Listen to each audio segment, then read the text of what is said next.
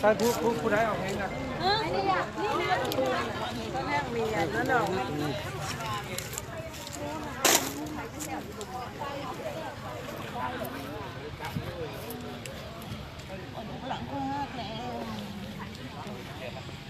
มันทำว่าเกเชื่อแล้วเก็บอะไรบ้างอยู่รถนั่นบ่เอาลงมาเอาลงแม่ไอ้ซุกอันอยู่รถนี่นะเพิ่นบ่ลงมะ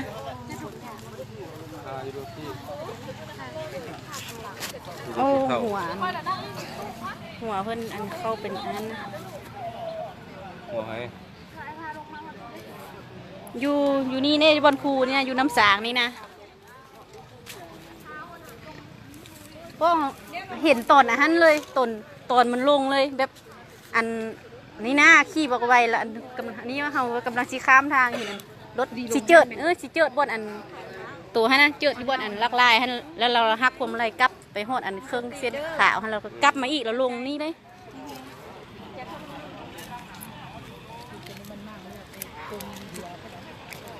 โอ้ไผ่ทั่วรถหมอมาแล้ววะเขาเจ้าทู่แล้วดิกำลังมาเอาไปก้อนบ่เอาเพิ่นลุงนี่นะอันเพิ่นผู้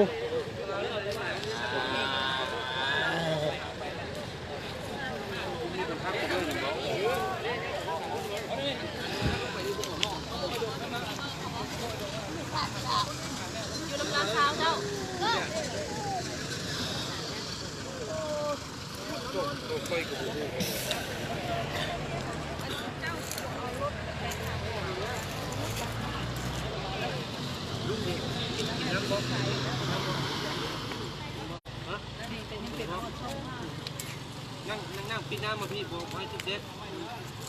ปีน้ำมาพี่สวยอันนี้ขันย่างได้ย่างเขาโฮมก็ได้นะลุกมันตุกมันบอกนั่งอยู่ห้องพักอันเพื่อนบลงไว้อยู่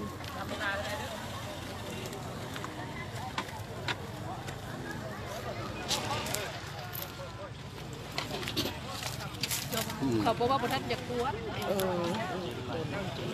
เอาลงบ่ได้เขาแบบบ่ฮู้เอาลงสิเอาลงแล้วเจ็บเด้อจ้ะพลิกล็อกสิแล้ววับเลย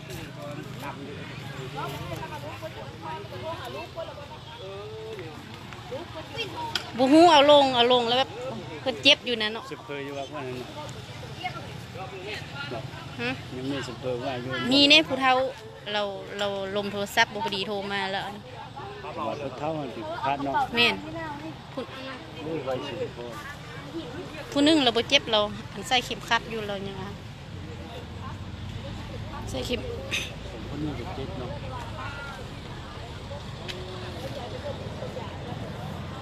เจ็บแต่คนนี้น่ะลำบากเนาะเลือดบ่ออกแต่ก็เจ็บอาหารอยู่สิบ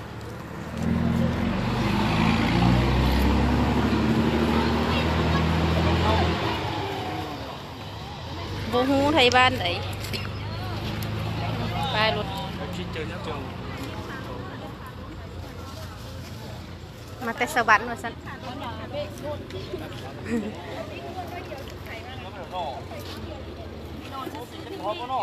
มันใจเขาเลิก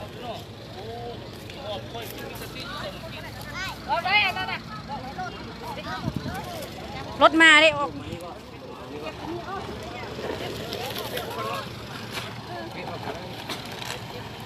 อยู่น้ำสางทางน้ำสางนี่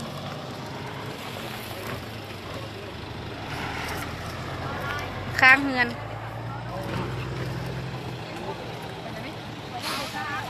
อุ้มไหมอ๋อเขาอุ้มบอลร้อนได้อันนี้ไปรุ่นมาฮะคอยได้ไหม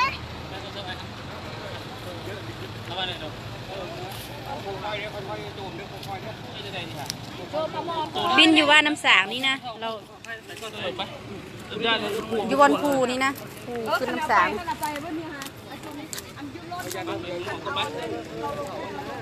ถ้าไม่ตู้ไปห้องหมออุ้มเราขึ้นไปบ่ไปเลยนี่ไปเพราะนี่เอายุ่นอันย่างได้แล้วท่านย่างไม่เท่า อันนี้บอกไม่เท่า โทรแล้วกูภัยนะแต่บ่ทันมาแต่อันนี้เขาจะเสียบเอาไปก้อนนี่นานมาพูดรถกูภัยก็ได้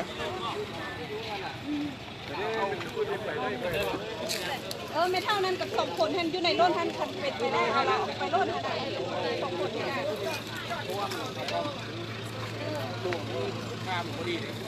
นั่นแหละเด็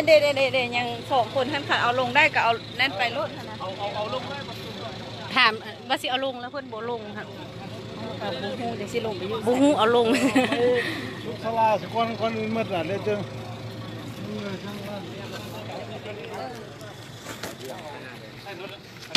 โอ้คุณเดียก็เห็นแล้วอันไหน กระเป๋านี่น้ำเนี่ย อันไข่บ่ได้ต้องแม่อุ้มเอาลงจ้างข้างนี้ ดอกแล้วไอ้ดานนี่ เจ็บหลายอยู่ นี่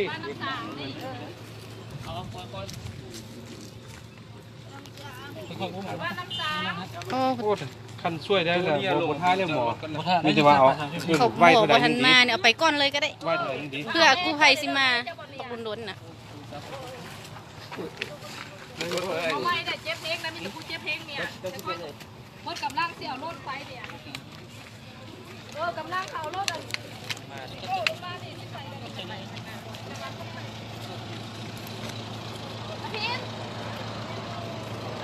โทรแต่30 นาทีหลังพุทธกู้ภัยกัน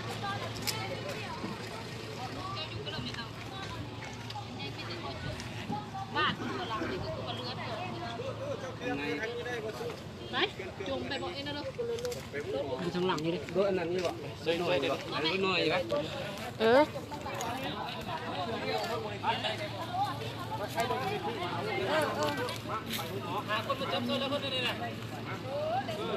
ขึ้นไปไหมไปจับยานก็เบิ่งตอนที่แรกคิดว่ามันสิปีนได้เห็นเจิดออกไปแล้วเจิดเข้ามานี่ หักมาไหม หักไปหักมาพวงมาลัยหันว่าสิลงพุ่นละก็เบิ่งไปขี่ปีนเนาะพุ่นหน้าสิลงอันต่ำได้อันลักเสาไฟตัวนั้นลักลายตัวนั้นแล้วเราหักไปทางพุ่นแล้วสิไปลงทางพุ่นแล้วหักมานี่อีกลงห้องพี่เลย เอาติบข้าวขึ้นได้ครับ ไปคนหม้อไว้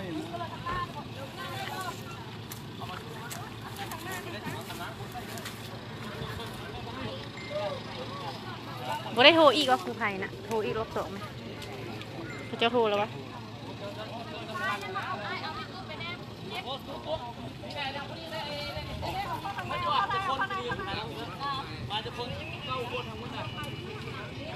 ยังมารถมาทางหลัง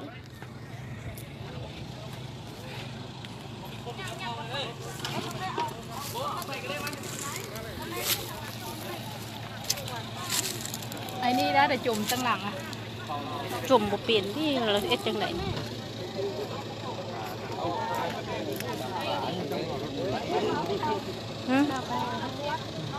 หย่อบ่ได้หย่อน้อยนึงเราเจ็บเลยได้พุ่น เราเต้นเราทางเราทำลายเขาเพื่อเราหนัก ท่านก็เคลื่อนบ่ได้เลยเมตูนี้เคลื่อนแนวใดเคลื่อนบ่ได้บ่เคลื่อนบ่รออันรถก่อนบ่ มาดีๆอยู่ในคอยเห็นนะมาดีๆในคอยนั่งดีๆ ถ้าเคลื่อนบนไหนบนต้องเคลื่อนรู้อันตรายนี่เคลื่อนเท่า ยันเป็นลูกไหนไอ้ราคาโอ้ยปลาของหมอยังใครได้คอยเบา ยันหมอที่บนเคลื่อนไหน ว่าสุกสลาน้ำพรนี่นะ ไปไหม เขาไปสุกสลาอันนี้สิไปสุกสลาที่นี่ ฮะจังหวะเอาไปได้สั่ง คือมันไปพูดเลย ไปห้องหมอเมืองเลยบ่ ไปวิ่งได้ไป ไปห้องหมอเมืองเลยก็ดีไปบ่อนเดียว ใกล้สิฮอดเฮือนอยู่นี่แล้วบ่กูกำลังว่าสิอันข้ามทางดีแต่กูจอดก่อนเด้อก ายทงมีไปที่สาขา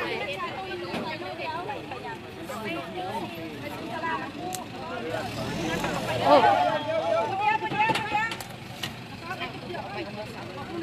เคลื่อนบ่ได้เคลื่อนบ่ได้จังมันเจ็บอยู่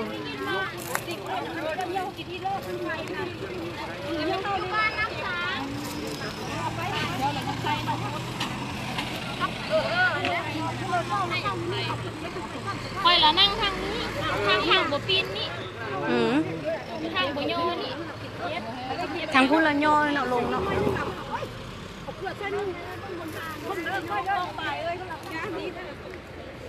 ในบ้าน โอ้ทางเราได้มีตู้มันเล่ากันมาดีๆอยู่อ่ะมีรถเข็นมาเข้าในตู้น้ำเลยเนาะเราลงเราสิลงบนทางนั้นแล้วนะต่ำบนอันบนลักลายหั่นนะเราสิฮักลงหั่นแล้วเราฮักกลับคืนไปแล้วเราฮักมาอีกแบบขี่ไว้ได้ฮักไปฮัก พวกที่มูลมา แบบพวงมาลัยฮักไปทางพุ่นเนี่ยแล้วเลยฮักกลับมาอีกแล้วมันลงห้องเลย ไอ้บ้านน้ำสังพวกเชียงมูลมาเบิ่งไหมกูอยู่ ยังนะ เอามาเด็กแม่จะมากินโมเมนต์ดิ ไปอีกเหรอ ไปอีกละ บุกล้าเพื่อนเราคนเดียวไม่จะมี กินแล้วนะ เอาย่อขยัน คนไปเดียวนี่นะมัน อันนี้โทรหาที่อันกูซิดน่ะกูซิดบัตรนี้โทรหา น้ำเลย เขาเจ้าโทร โทรหาแล้วเขาจะมาเขาจะเอา มันจะพูดอันเยี่ยวมือแม่เขาน้อยนะที่น้อยไปรุ่นนี่นะมันความแพงที่น้อยหัน โค้งนะ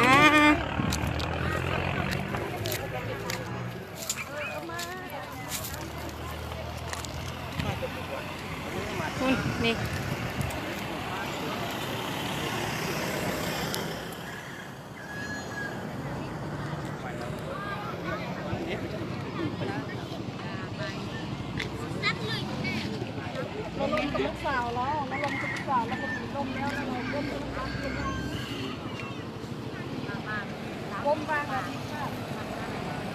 เจิดบอลพูดหมดหลักลายพุ่นแล้วกลับมาแล้วเข้านี่เลยเนี่ยจนตกใจเว้ย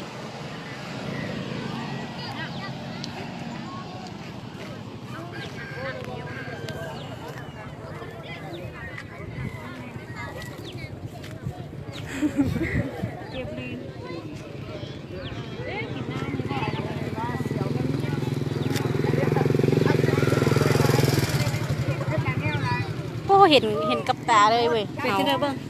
คนหน้าตอนท่านเฮานี่คือเอากำลังเสียนเอารถไปซื้อท่อเลยจอดก่อนรถหลายแล้ว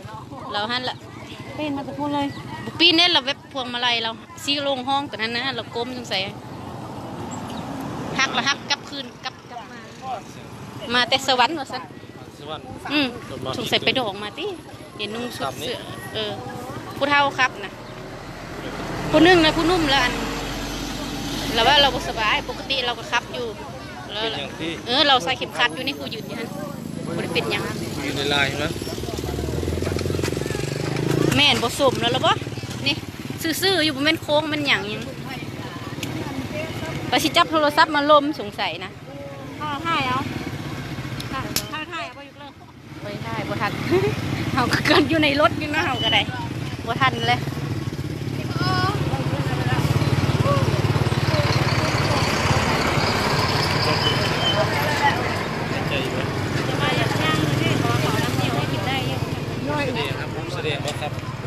บ่คนขับเขาจะเอาไปหมอแล้วแต่อันนี้เอาไปไว้เอาจับขึ้นหน่อยนึงเขาเจ้าเราเจ็บแล้วนะคุณคุณนั่นแหละคุณนี่เราไปไม่ได้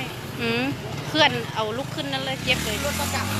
อยู่บนเก้าท่าเก้าเลยเมาเพราะเขาไปดองมาสมควรนะคนขับกระเท่าเลยต้นไม้สิ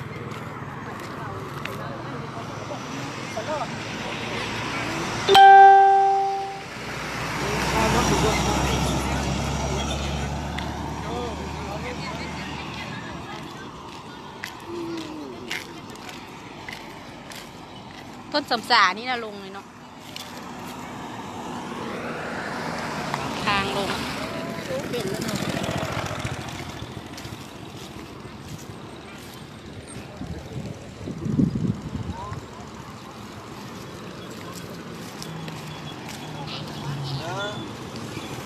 อยู่บ้านน้ำสาง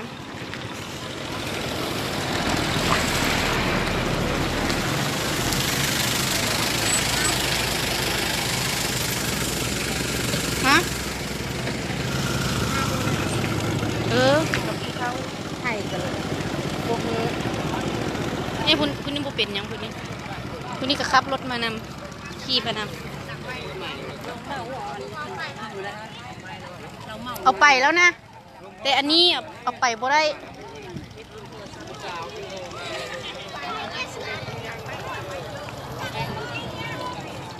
โทรอีกแล้วว่ากูไทยไม่ได้โทรอ่ะ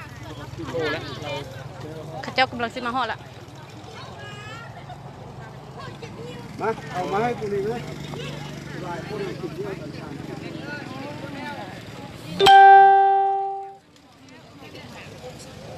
คันพามาเพิ่นเมาดีค่อยจะเนี่ย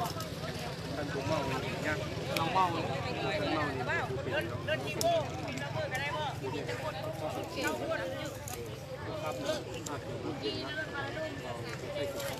บอกเราบริษัทได้มีแต่ค่อยบริษัทกับคนนี้อยู่ครับเพิ่นนั่งอยู่โบกข้างคนครับมาด้วยกัน ทางนี้บ่ได้ลงเนาะปีนทางพุ่นลงเจ๋ง เก้าคน กูบีรถนี่ ไปดองกันเมื่อปกติไปดองกันบ้านนั้นเป็นตะม่วกกูน่ะเป็นตะม่วกกูละบ้าน บ้านอยู่ปักกระดิ่งอะเออ ดูที่เมื่อใช่ป่ะ เมื่อปักกระดิ่งจังหวะ อยู่ปักกระดิ่งนี่เนาะ มาคนละเป็นไข้คนละนอนจะนอนน่ะมันโจรถเราขับแพงนะเราขับเปลี่ยนขับมาแล้วเราขับมันดีแต่ว่าลูกสาวมันโทรมาลงโทรศัพท์อะไรอย่างลงโทรศัพท์มันลูกสาวนะบ่เราไม่กินเหล้ากินเบียร์เนี่ย นักปากเรา ก็ยินดูแล้วก็อยู่บ้านเราปักษา เขาเจ้าอยู่ปักกระดิ่งนี่นะเขาเจ้าโทร เก้า เจ็บหลายแต่เพิ่นนี่เด้ โอ้สามคนเป็นเจ็บนะ เอาไปมันหมอแล้วเอาไปแล้ว อันนั้นแม่เอาลำกล้วยอันนั้นแม่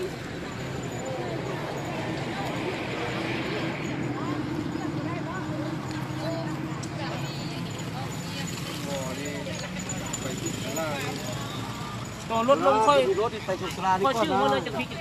ชื่อเลยตอนรถลงไป มีรถไปสุสราดีนะ แล้วจับพวงมาลัยบ่แน่นแน่เนาะตอนปีน บ่มีคนอยู่นำแถวนี่เด้ เป็ด แค่แต่บ่มีนำหน้าบ้านเองนะ ทางนี้ละเช่นลัก สัตว์มาแต่พุ่นแม่นบ่ สั่นจังพุ่นเลยตอนที่แรกสิอันนั้นนะฮักลงฮอตสิลงแคมแล้วแล้วฮักกลับแล้วฮักกลับมาอีกแล้วลงน้องพี่ ไปนำหม้อนำแล้ว วารถถึงรถ งานนั้นเ9คนก็จังว่า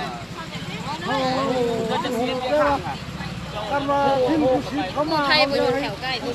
คือกู้ภัยมา เจ้า ไป โทรแล้วเขาเจ้าก็อยู่ปักกระดิ่งคือเดียวอันนี้ก็ไทยบ้านปักกระดิ่ง โทรแล้ว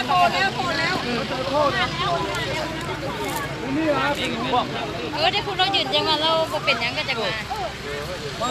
เราบ่เป็นหยังไม่เป็นไรหยัง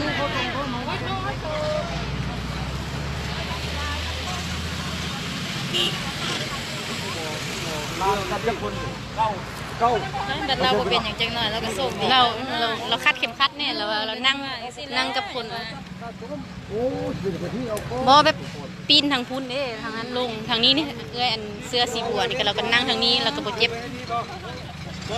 รถหัวมาแล้วรถหัวมาแล้วโทรแล้วจะออกมาแล้ว มาแล้วบ่เขามาใช่เขามา ครึ่งชั่วโมงแล้วนี่ก็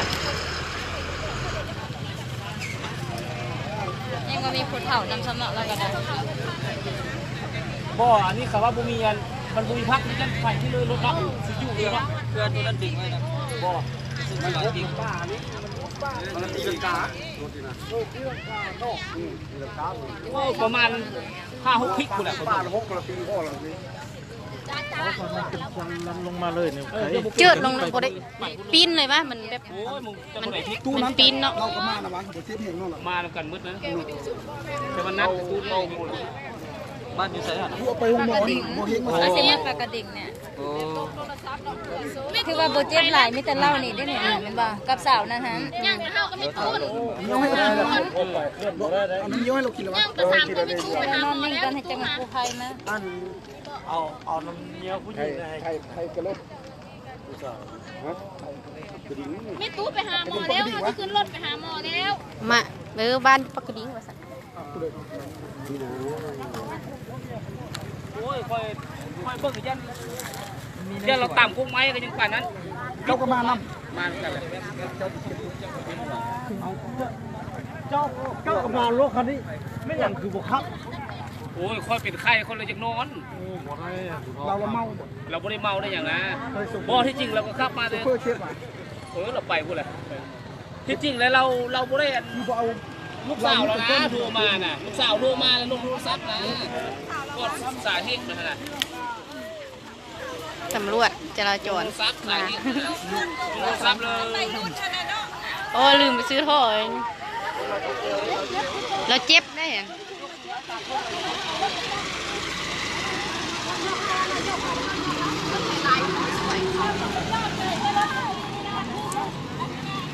มันบ่มีบัตรจอดให้เรามันเจ็บอยู่อีก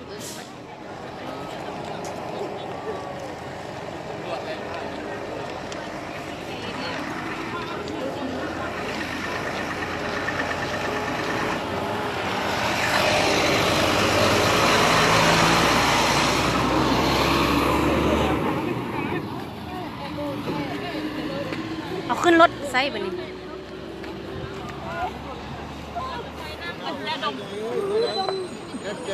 มาบ้านจะดมได้ดมก็ได้ ไปเอาไปเล่ให้เอาไปหาทำไมไปหาแล้วคุณเอาไป คุณนาที่ไปคุณนาเอ้าเขาบอกปิดไปบนอย่าดมอย่าดม ไปพอดีก่อนใกล้ดีก่อนไอ้นั่นพรเด้อเอารถเอาไว้พวกกระเจ้ารถมันเป็นแบบนี้ โอ้วินหัว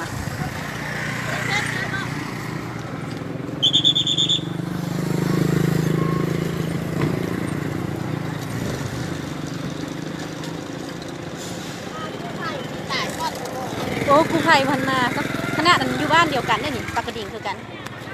คนเจ็บกันคนปากกระดิ่งนี่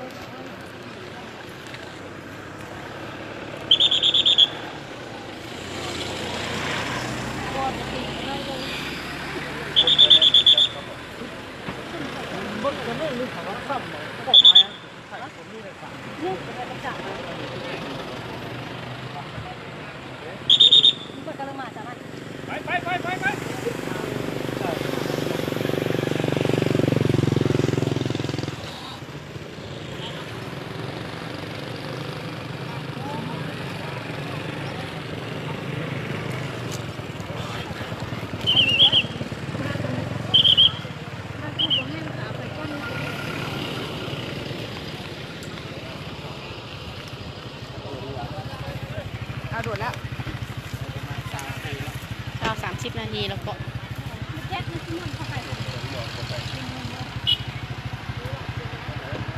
เขาไปดูหมอเลยมันคูแล้วโอ้สีแดงไปพวกไปปีดเลย5 ขวดขึ้นรถนี่6 7นี้โอ้เรียนจะโลกละกูเลยค่ะก็จะเอาน้ำเยี่ยวเรากินเราเนี่ยมันกินหลายรอบแล้วก็น้ำเยี่ยวมันคือน้ำเยี่ยวจังแนวก็กินรสเป็นคุก2 คุกคุณก็กินตลอดเลยจนพ่อหนูหมอ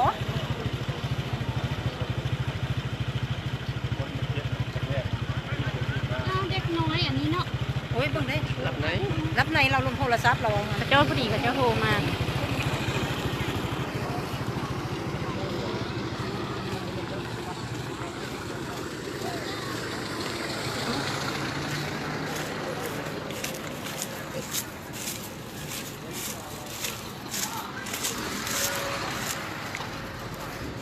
ข้าวฮะไปห้องหมอมอ้าว เขาสิเอารถออกได้ปะนี้